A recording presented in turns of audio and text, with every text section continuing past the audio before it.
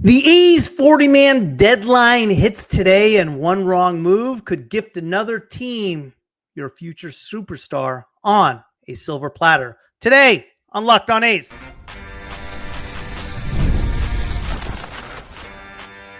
You are Locked On A's, your daily podcast on the Athletics, part of the Locked On Podcast Network. Your team every day.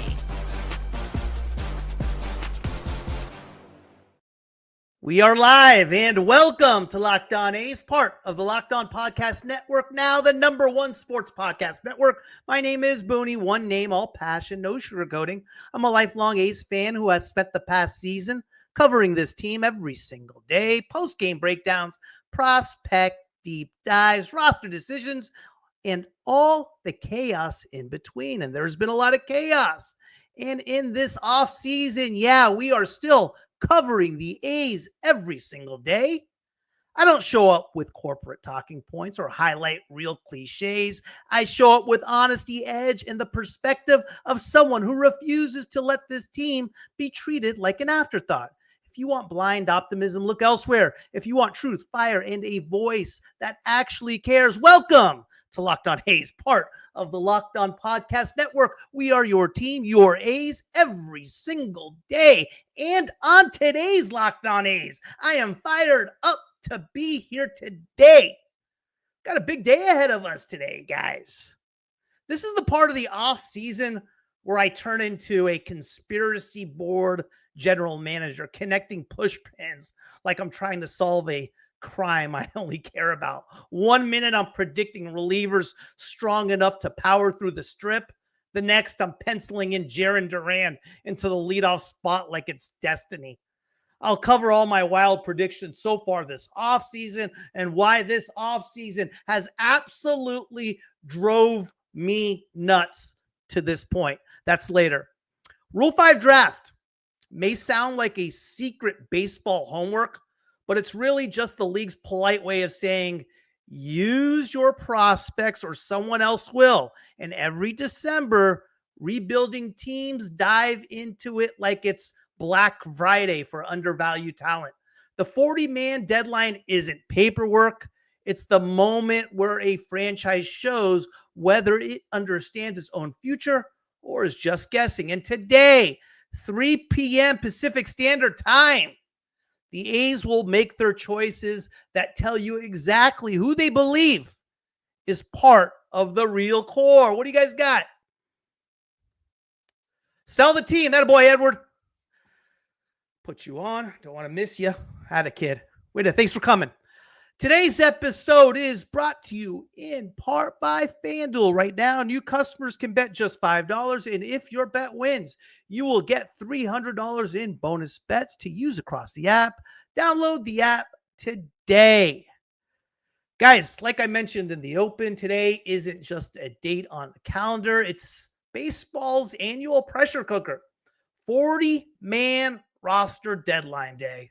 The moment when every front office sits in a dimly lit room, sweats through 2 shirts, stares at depth charts like they're NASA engineers, and decides who gets protected and who gets tossed into the Rule 5 Shark Tank. What's up, Bill? There needs to be a Rule 5 draft picks, and Jenny in Dallas. You think that Jenny and Dallas would get picked as Rule 5 picks? Remember, the thing with Rule 5 is you got to pick them, you got to take them all year long. What's up, Pete? Do I think we have a chance at Eugenio Suarez? It looks like he's getting 3-year contract. We do. I think we do, J. Poo. We'd have to grossly overpay for him, though. You know, it would take something like, this is what I think it would take to get Eugenio Suarez. 3 years, $75 million with a player option for a 4th year. That's what it would take to get Eugenio Suarez. And what that basically means is that is all we're doing this summer is Eugenio Suarez. So yes, do I think it's possible? I do. I think we would grossly overpay for a Eugenio Suarez. Like I said, you're looking at $25 million for next year. The last year in Sacramento, 27, and the first year in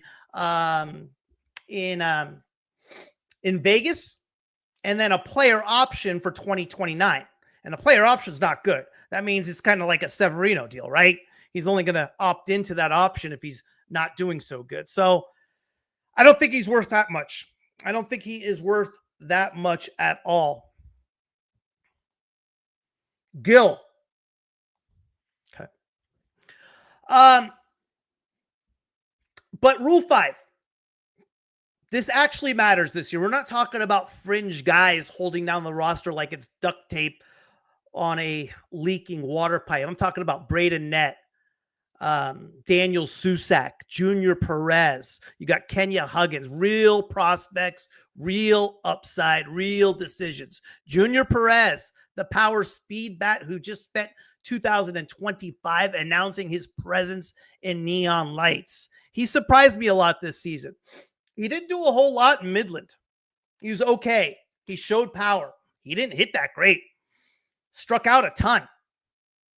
And then all of a sudden, Vegas had an opening with about a third of the season left. And he got called up to AAA Vegas and went absolutely ballistic. I don't know what to make of Junior Pérez. J. Poo. He's older as well with regard to Suarez. He doesn't deserve the biggest franchise contract. Kurtz does.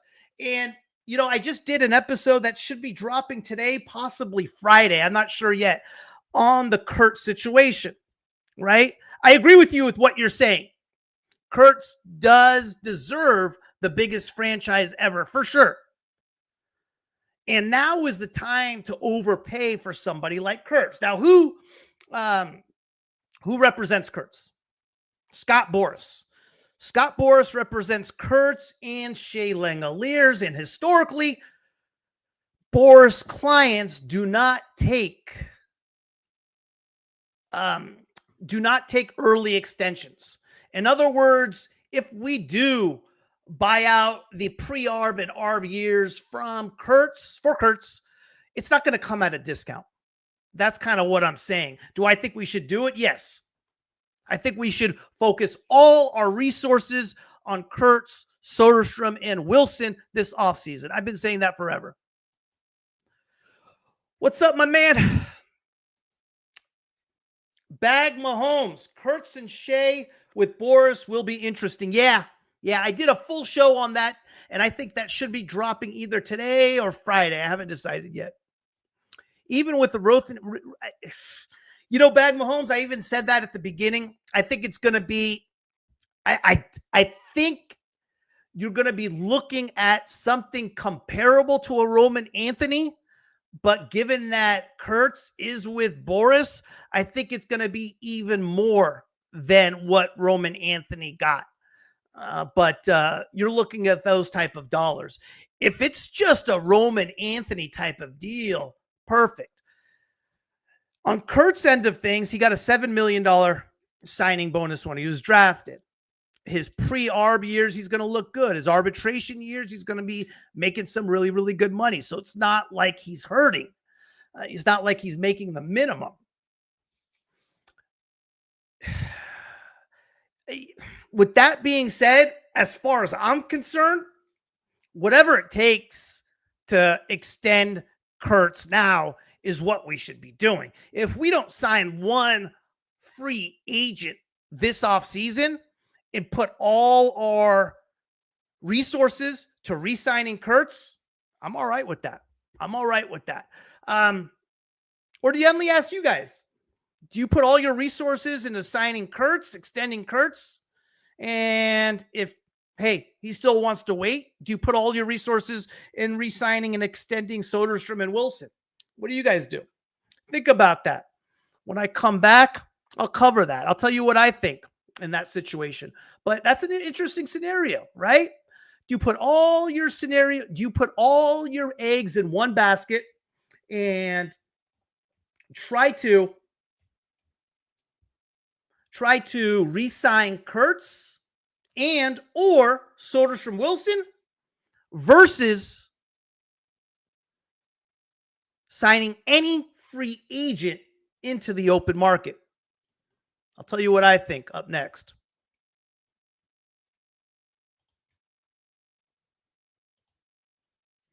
The NBA is back, and there's no better place to get in on the action than FanDuel, the official sports betting partner of the NBA. Even if you missed the start of the game or want to ride the hot hand, FanDuel has live bets on everything from who will score next to fourth quarter comebacks. Plus, you can even combine your live bets into a same game parlay for a shot at a bigger payout. It keeps every game exciting, especially when your team's making that late push. Right now, FanDuel is giving new customers $300 in bonus bets when your first $5 bet wins. So head to FanDuel.com to sign up and play your game with FanDuel, the official sports betting partner of the NBA.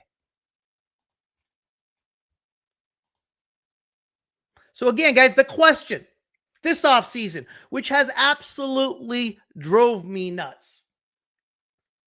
Put all your eggs in one basket, every resource you have. You know the A's are only going to spend a certain amount this offseason.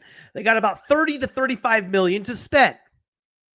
Do you take that money and do you sign somebody like Eugenio Suarez, which you're going to be overpaying for? 3 years, 75 million, probably a fourth-year player option. I've talked about a Chris Bassett before in past shows, which would probably cost you 2 years, 40-something million, also with a player option. We'd have to pay more since we're in Sacramento. Merrill Kelly, some of you talked about Merrill Kelly, which I'm fine with as well. It's going to be half the price of a Chris Bassett. Or do you do that? Or do you put all your resources in extending Kurtz, because he's going to be expensive, or extending Soderstrom and Wilson? For me, it's a no-brainer. I extend Wilson / Soderstrom, Kurtz, if we can do Kurtz, no question about it. The free agents I talked about, they're all right.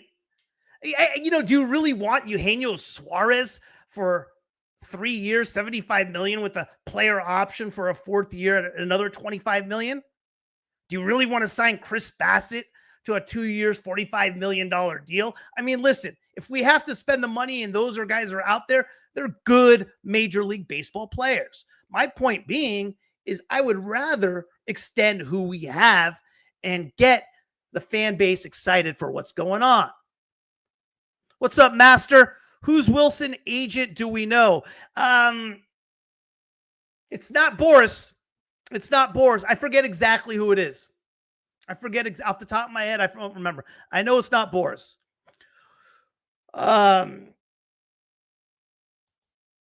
Extend the young core. I'm with you, Bag Mahomes. I'm with you, Bag Mahomes. A bit under the radar to the casual fan. Today is a huge day. You named it, man. Rule 5, Gary. Absolutely. It is under the radar. It's a big day, guys. I mean, there are some names out there, man. There are some names out there. Sign the core and see what we have with Tommy White, Geloff, etc. I agree. I like extending the new crew, but I tell you this much. With regard to Tommy White, he's getting better. He had a decent Arizona Fall League, I'll tell you that. Muncy, we don't know. Geloff, we don't know. But I wouldn't mind letting them roll. If I had a choice, right, to get some whatever type of middle infielder or roll with those guys or extend the guys who we have, I want to extend who we have. I really want to extend who we have. Extend Sodi and Wilson. Wait on Kurtz and see if he has a sophomore curse. If we can do all three, that'd be nice, wouldn't it? I'd like to do all three. I would pay Kurtz now. If I had the choice, though, yeah, I want to get 2 of the 3 locked in. There's a way to be competitive this season. 1,000%, Master. I mean, I think we were competitive last year, bud. You know what I mean? We were a competitive team last year. Second half, one of the best teams in all of baseball. One of the best bullpens in all of baseball. We played great baseball in that second half of the year. Question is, hey, there's two different types of playing, right? When you're playing with no expectations, it's easy. We did that in 2024 in the second half. I had all sorts of expectations going into 2025. Played the first 36 games pretty damn good. Lost 20 of 21. Went downhill from then. Recovered in the second half. Our lineup kind of shaped up. Sure, we had some injuries. Kurtz was hurt for a period of time. Wilson was hurt for a period of time. But when we had a full lineup, we were a hell of a team. Pitching kind of settled in, right? We saw surprises of Jacob Lopez. Severino kind of got going a little bit in the second half. Springs had a good, solid year. JT Ginn up and down, right? What are we going to see from JT Ginn? But, I like what we have going. I think we're going to be a competitive team. That's why I really don't want to force any type of free agent. Because right now, when we're looking at the free agents, who do you want to get? Who do you want to replace? Would I like to see Eugenio Suarez in our lineup? Of course I would. I would not. I'm not willing, though, to see Eugenio Suarez in our lineup at the sacrifice of extending Kurtz, Soderstrom, or Wilson. I won't do it. There's always give and take. There's always give and take.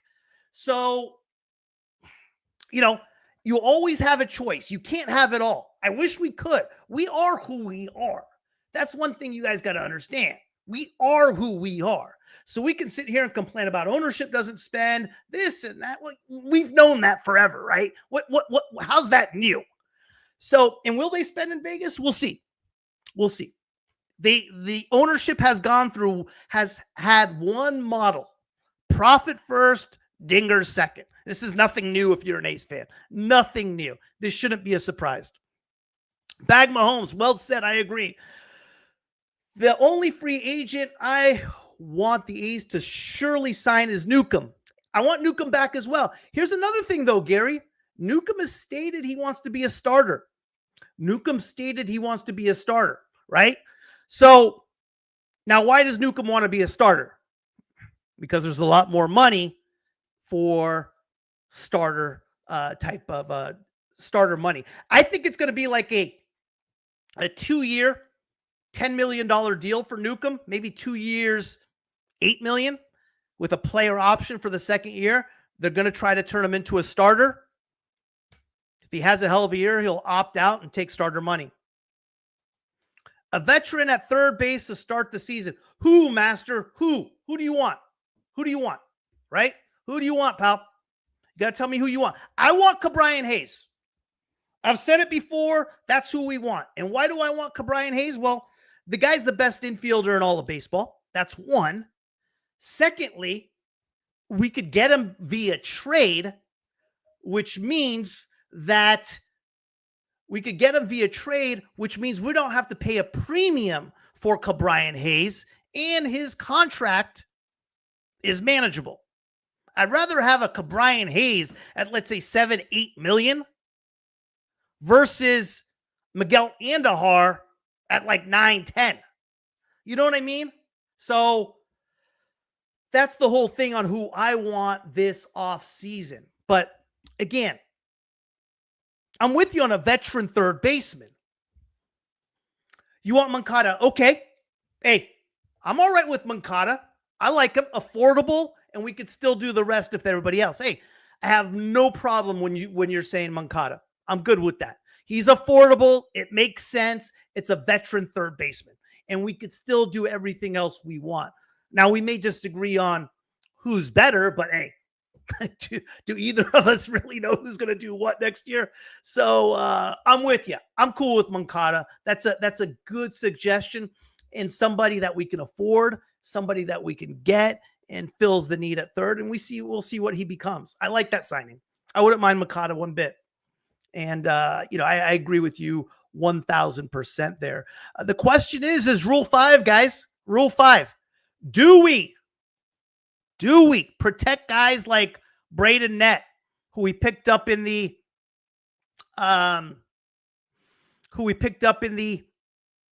Mason Miller trade? Daniel Susac. How about him? First round pick. A lot of choices. I'll see you in a second.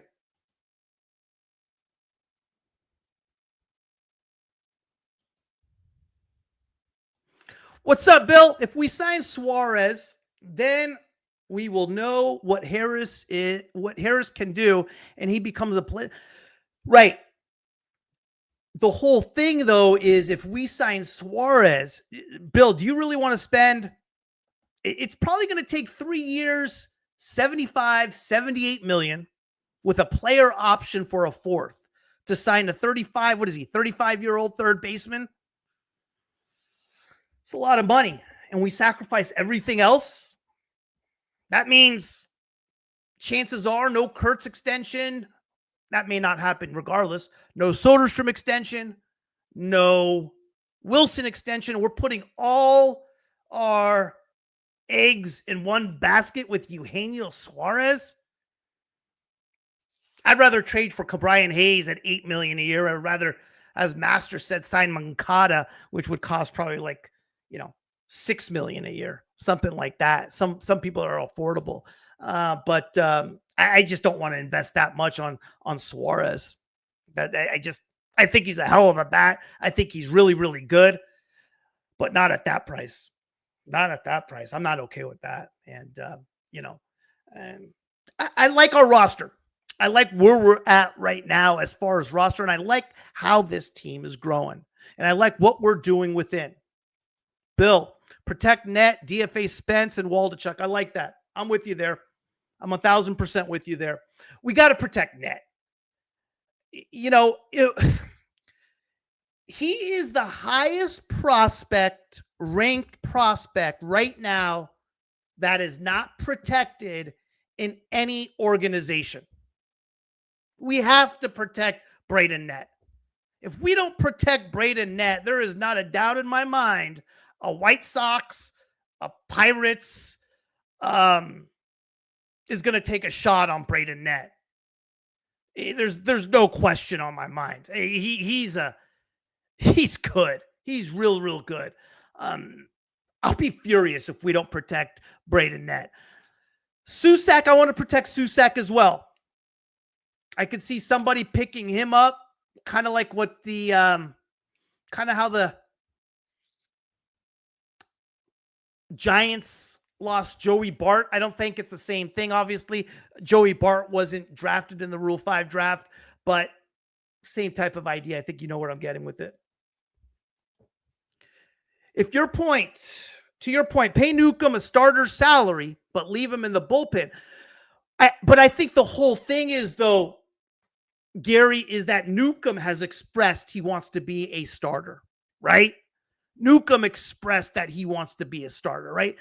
Newcomb wants to be given an opportunity to get he wants to, for example, here's a good comp, Gary.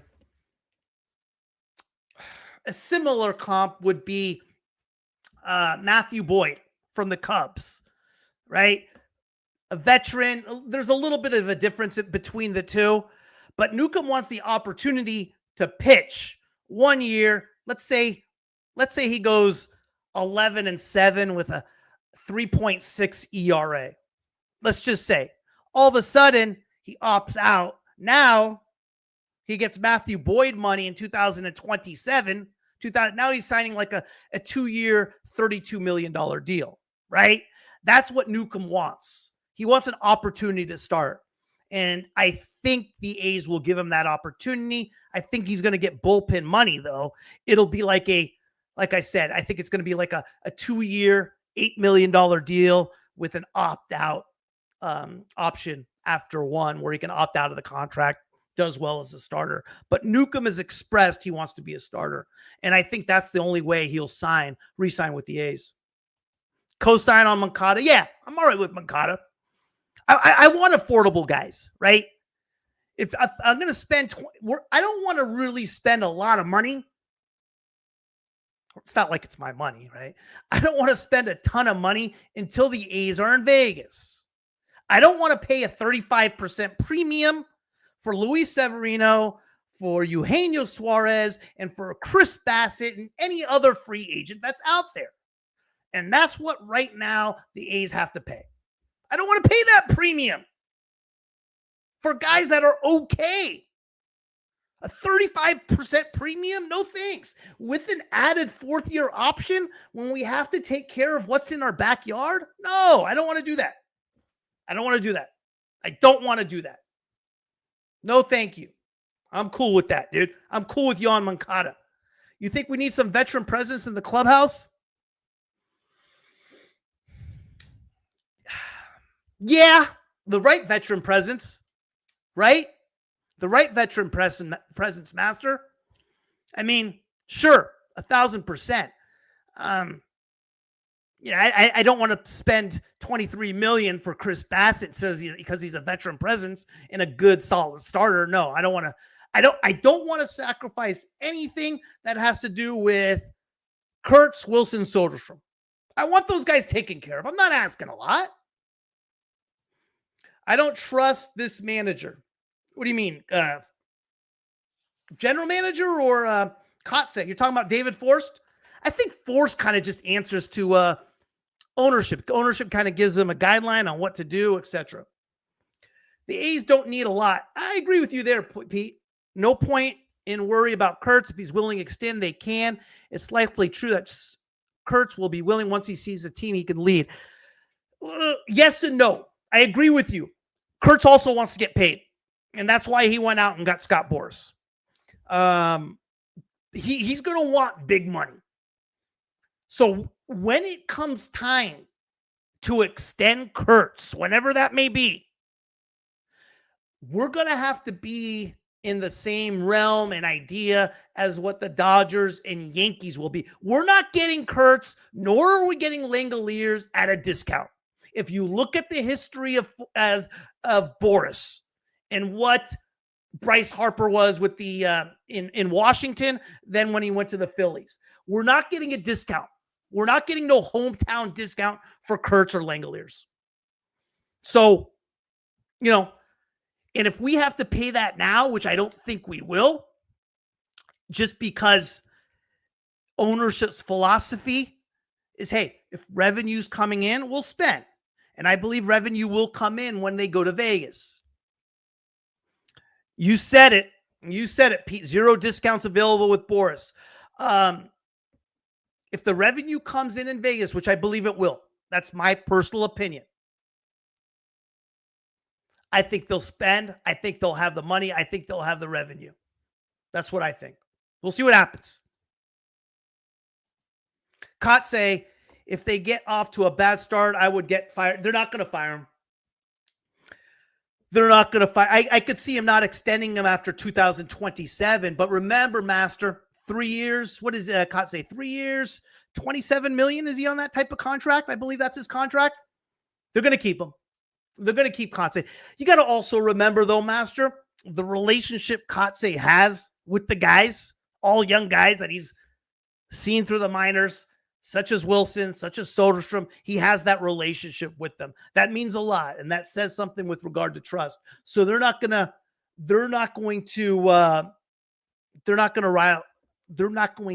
shake the boat or make any waves with regard to Kotsay, no matter what. Extend young core free agents are a waste of money and take a job from someone promising. Extend young core free agents are a waste of money. I'm not sure what you're saying there, Joe. You don't want to extend the young core free. Are you saying extend the young core and free agents are a waste of money? If that's what you're saying, I agree with you. If you're saying don't extend the young core because they're a waste of money, then I don't disagree with you. But yeah, I'm with you, man. For me to spend that much, or as a fan, and again, it matters what we spend. It matters what the contract is. Because again, if it's not going to one sink, it's going to go to another. So it matters where you spend that money. And I don't like the fact of spending money on somebody, anybody. Can we sit here and say, listen, you guys mentioned Yoan Moncada, and I like Moncada. I think that's a good, solid signing. But can you honestly say that Yoan Moncada is a better player that will have a better year than Brett Harris in 2026? I can't. I know Brett Harris will have a better year than Moncada defensively. He's hands down a better defensive player than Moncada. But offensively, yeah, Moncada probably has the edge. But my point being is we can't say for sure one way or the other. My point being is we have to take care of our backyard first. Take care of who you have at whatever the cost is. And if that means giving up every single resource we have to the offseason to take care of the young core, we do so. Got it, Joe. I'm with you. No, I agree with you, Joseph. I 100% agree with you. That's what we need to do. So, yeah, that's my final take on that. A couple things, fellas. What I got here for you? I want to talk a little bit about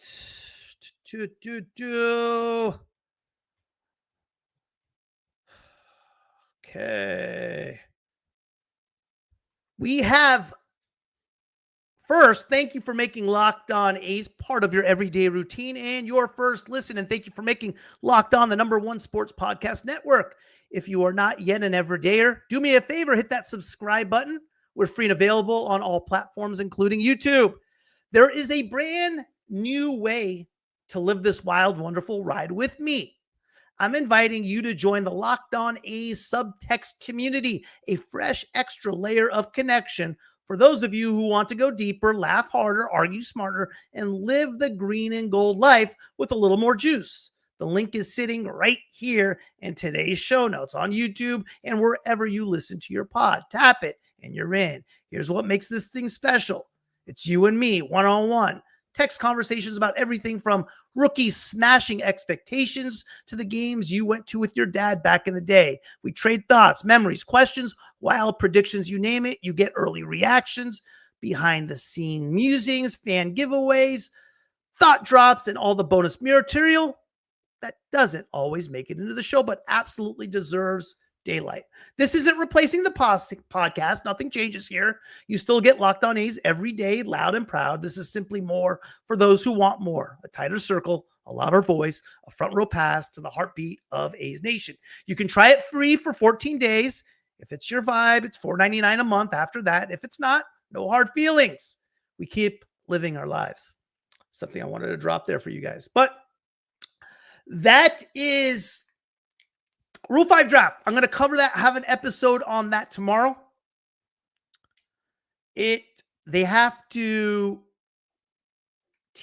set their roster by 3 p.m. Pacific Standard Time today.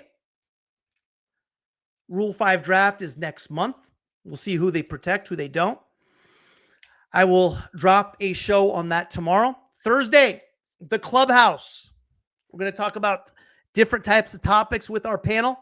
See what we got. If you want to be part of the clubhouse, shoot me an email, lockedonathletics@gmail.com, or you can hit me up on X at LockedOnA's.